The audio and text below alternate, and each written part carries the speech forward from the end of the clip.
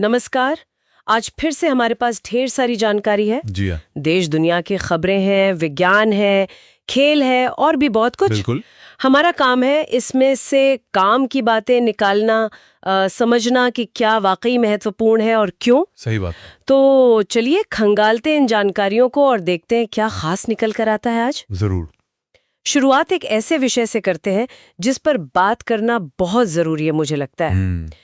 10 सितंबर को विश्व आत्महत्या रोकथाम दिवस था और आंकड़े जो हैं वो बताते हैं कि दुनिया भर में हर साल लगभग 7.5 लाख, 7.25 लाख लोग आत्महत्या करते हैं। जी, ये बहुत बड़ी संख्या है। ये सिर्फ एक आंकड़ा नहीं, ये बहुत बहुत गंभीर बात है। बिल्कुल। और इस साल की जो थीम है 2024 से 2026 के लिए, changing the narrative on suicide, यानी आत्महत्या पर दृष्टिकोण बदलना, जी ये बहुत मायने रखती है। हाँ, ये दृष्टिकोण बदलना क्या मतलब है इसका? थोड़ा सा इसका मतलब है कि हमें सिर्फ समस्या की गंभीरता को ही नहीं समझना, बल्कि इस बारे में हम कैसे बात करते हैं, कैसे सोचते हैं, उसे भी बदलने की जरूरत है। अच्छा। अक्सर जो एक चुप्पी होती है या गलत धारणाएं होती हैं ना, उन्हें तोड़ना बहुत जरूरी है। सही कहा।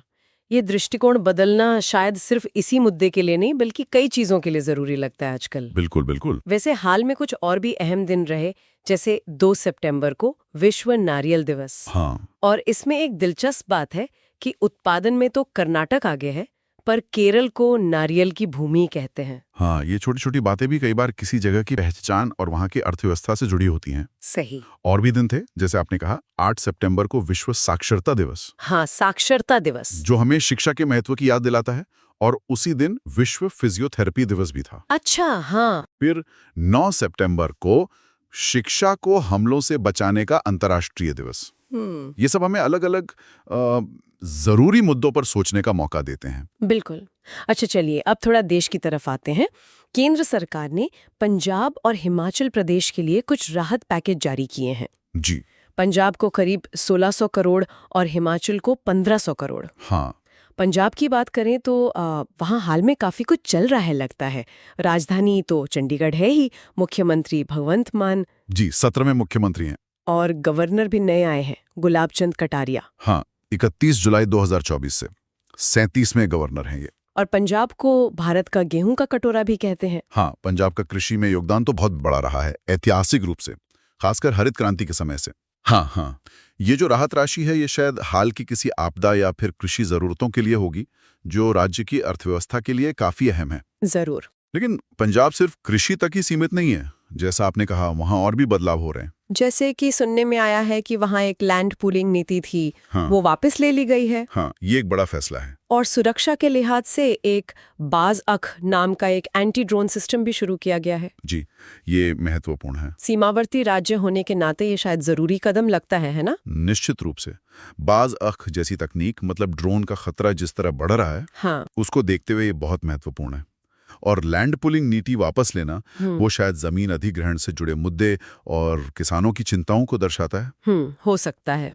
इसके अलावा एक और चीज थी, हेरिटेज खेलों पर से प्रतिबंध हटा दिया गया है। अच्छा, ये क्या है हेरिटेज खेल?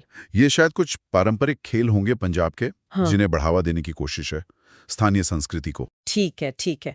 और एक और खबर है, भारतीय सेना ने पंजाब के सवन सिंह है कोई, उनकी पढ़ाई को स्पॉन्सर करने का फैसला किया है। ये अच्छी पहल है। हाँ, और साथ ही ऑपरेशन जीवन ज्योत और बेअदबी विरोधी विधेयक 2025, ऐसे कुछ कदम भी उठाए गए हैं। ऐसा लग रहा है कि राज्य में मतलब नीति, सुरक्षा, समाज, हर स्तर पर कुछ न कुछ चल रहा है। हाँ। ये सारे अपडेट्स दिखाते हैं कि राज्य प्रशासन कई मोर्चों पर सक्रिय है, चाहे वो भविष्य की चुनौतियां हों जैसे ड्रोन का खतरा, हाँ, या सामाजिक सरोकार हों जैसे ये शिक्षा स्पॉन्सरशिप, या फिर कानूनी व्यवस्था जैसे ये बेअदबी विरोधी विधेयक। बिल्कुल। अब थोड़ा तकनीक और नवाचार की तरफ चलते हैं। जी। खेल और तकनीक का एक संगम देखने को मिल रहा है। भारतीय खेल प्राधिकरण मतलब साई, हाँ, स्पोर्ट्स अथॉरिटी ऑफ इंडिया, उन्होंने खेल में नई खोजों के लिए आईआईटी दिल्ली के साथ हाथ मिलाया है। ये एक बहुत अच्छा तालमेल है। आजकल देखिए, खेल में प्रदर्शन सुधारने के लिए तकनीक का इस्तेमाल कितना बढ़ गया है। हाँ, बहुत ज्यादा। चाहे वो ट्रेनिंग हो या विश्लेषण हो या फिर उपकरणों का विकास। तो ऐसे आईएएस और आईआईटी दिल्ली का साथ आना, ये भारत में स्पोर्ट्स टेट इकोसिस्टम को काफी बढ़ावा दे सकता है। सही बात है।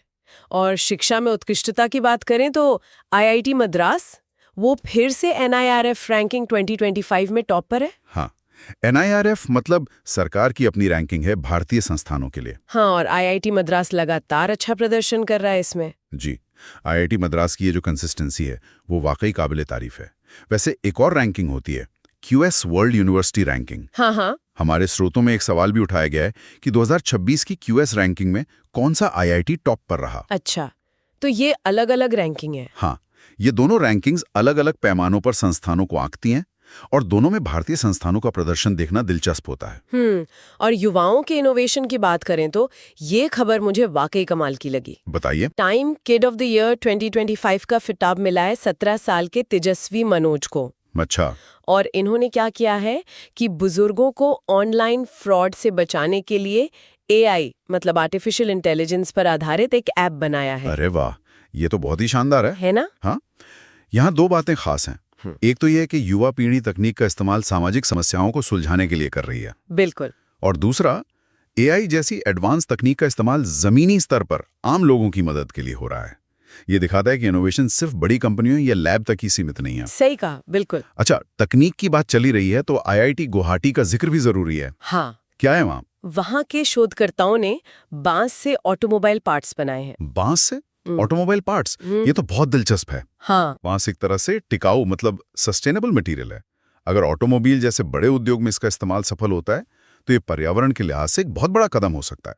हाँ, लेकिन इसमें वो सुरक्षा वगैरह की चुनौतियां होंगी शायद। बेशक सुरक्षा और ड्यूरेबिलिटी जैसी चुनौतियां तो होंगी, लेकिन ये पारंपरिक चीजों के नए इस्तेमाल की एक बेहतरीन मिसाल है। बिल्कुल। चलिए अब जरा अर्थव्यवस्था और अंतर्राष्ट्रीय फलक पर नजर डालें। जी। भारतीय रिजर्व बैंक यानी RBI अगले साल 13 सितंबर 2025 को भूपेन हजारिका की जन्म शताब्दी पर 100 रुपए का एक स्मारक सिक्का जारी करेगा। अच्छा। ये सांस्कृतिक हस्तियों को सम्मान देने का एक तरीका है। और RBI का जिक्र आते ही कुछ बुनियादी बातें ध्यान में आ जाती हैं, जैसे इसकी स्थापना कब हुई थी? हाँ, ये जानना जरूरी है। 1 अप्रैल 1935। और मुख्यालय कहाँ है? मुंबई में। हाँ, मुंबई में। और मौजूदा गवर्नर शक्तिकांत दास हैं। जी, ये जानना हमेशा काम आता है। बिल्कुल। अच्छा, अंतर्राष्ट्रीय स्तर पर देखें तो तेहरान में भारत, ईरान और अर्मेनिया के बीच तीसरी त्रिपक्षीय बातचीत हुई है। हाँ। ये बैठकें महत्वपूर्ण होती हैं, खासकर कनेक्टिविटी और व्यापार के नजरिए से। कैसे? देखिए, मध्य एशिया और यूरोप तक पहुंचने के लिए नए रास्ते तलाशने में ये देश अहम भूमिका निभा सकते हैं। International north south transport corridor का भी जिक्र आता है। हाँ। तो ये बदलती हुई वैश्विक राजनीति में नए समीकरणों का संकेत भी देती हैं ये बैठकें। ठीक है। रक्षा क्षेत्र में भी कुछ हलचल है। ऑस्ट्रेलिया ने MQ-28A घोस्ट बैट नाम का एक ड्रोन विकसित किया है। घोस्ट बैट ड्रोन ये इसलिए खास है क्योंकि ये AI और ऑटोनमस मतलब स्वायत्त क्षमताओं से लैस बताया जा रहा है। अच्छा। ये भविष्य के युद्धों की दिशा का संकेत हो सकता है, जहां मानव रहित सिस्टम ज्यादा भूमिका निभाएंगे। और यूरोप में सेबेस्टियन लेकॉर्नु फ्रांस के नए प्रधानमंत्री बने हैं। जी, फ्रांस में नेतृत्व परिवर्तन का असर यूरोप की राजनीति और उनकी नीतियों पर पड़ सकता है, देखना होगा। और उधर यूक्रेन ने अपनी पहली स्वदेशी क्रूज मिसाइल फ्लेमिंगो का परीक्षण किया है। हाँ, मौजूदा हालात को देखते हुए यूक्रेन के लिए अपनी रक्षा क्षमताएं विकसित करना बहुत जरूरी है। ये उनकी आत्मनिर्भरता की कोशिशों को दिखाता है। बिल्कुल। अच्छा, दक्षिण एशिया में भी एक सहयोगी खबर है। भारत और श्रीलंका ने मन्नार में एक इमरजेंसी केयर यूनिट बनाने के लिए समझौता किया है। ये बहुत अच्छा है। ये पड़ोसी देशों के बीच स्वास्थ्य सेवाओं में सहयोग का एक बढ़िया उदाहरण है। हाँ, जो सीधे तौर पर आम लोगों की जिंदगी को बेहतर बनाने में मदद कर सकता है। सही बात है। अब कुछ नियुक्तियों और सम्मानों की बात करते हैं। जी। दीपक मित्तल UAE में भारत के नए राजदूत बने हैं। UAE भारत का एक महत्वपूर्ण रणनीतिक और आर्थिक पार्टनर है, तो वहाँ राजदूत की नियुक्ति अहमियत रखती है। हाँ, और TCA कल्याणी ये नई महालेखा नियंत्रक यानी controller general of accounts CGA बनी है। CGA का पद भी देश की वित्तीय पारदर्शिता और प्रबंधन के लिए बहुत जरूरी है। ये देश के खर्चों का हिसाब किताब रखने वाली अहम संस्था है। हाँ, ये नियुक्तियां अलग अलग क्षेत्रों में नेतृत्व को दर्शाती हैं। बिल्कुल। विज्ञान संचार में भी एक नियुक्ति हुई है। डॉक्टर गीता वाणी राइसम NISCPR की निदेशक बनी हैं। NISCPR यानी National Institute of Science Communication and Policy Research. जी। और एक दिलचस्प नियुक्ति तकनीक की दुनिया से है। ओपन एआई जो चैट जीपीटी बनाने वाली कंपनी है, हाँ हाँ, उसने राघव गुप्ता को भारत और एशिया प्रशांत के लिए अपना एजुकेशन हेड बनाया है। अच्छा, ये बताता है कि एआई कंपनियां आप शिक्षा के क्षेत्र पर कितना फोकस कर रही हैं। हाँ, खासकर भारत जैसे बड़े बाजार में एआई का शिक्षा में क्या रोल होगा, ये आने वाले समय में देखने वाली बात होगी। जरूर।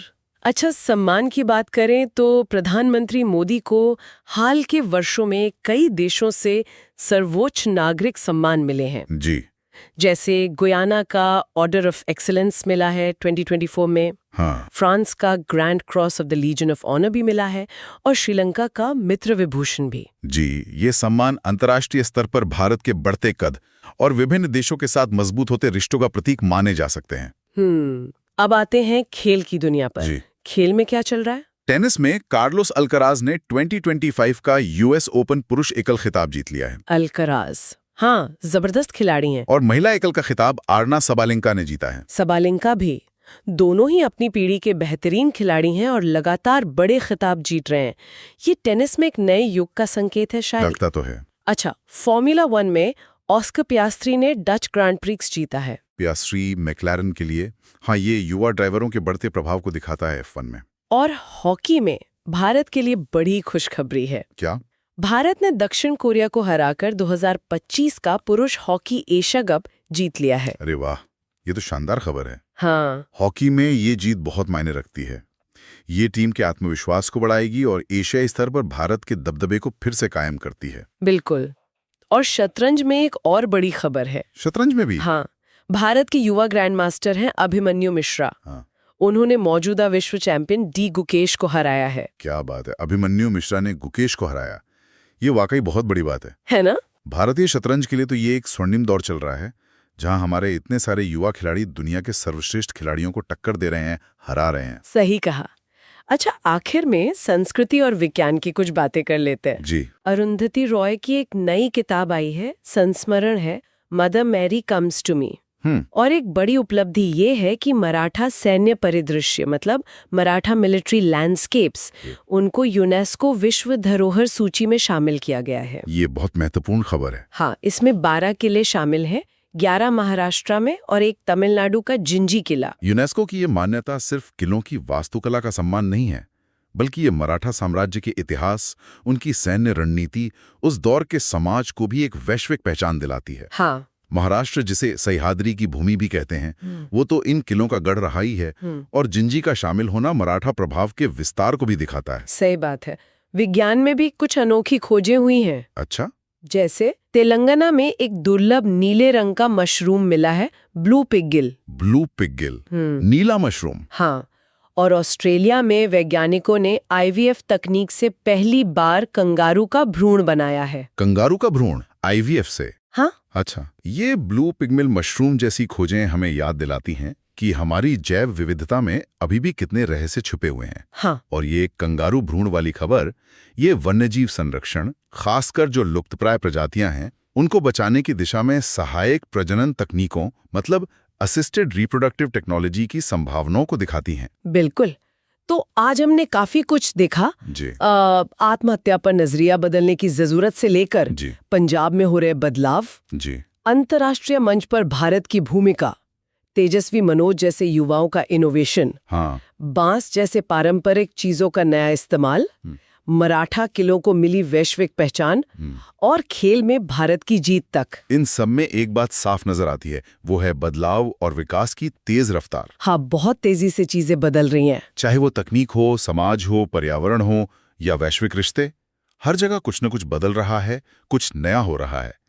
ऐसे में इन बदलावों को समझना और उनके मायने निकालना जरूरी हो जाता है। जब हमने जितनी भी चीजों पर बात की, तकनीक, पर्यावरण, सामाजिक मुद्दे, अंतर्राष्ट्रीय संबंध, क्या इन सब पर भी हमें अपना दृष्टिकोण लगातार जांचते और बदलते रहने की जरूरत है? क्या सही जानकारी हमें दुनिया को और उसमें अपनी जगह को एक नए नजरिए से देखने में मदद कर सकती है? ये सोचने वाली बात है। सोचते रहिएगा। मिलते हैं अगली बार। नमस्कार। नमस्कार।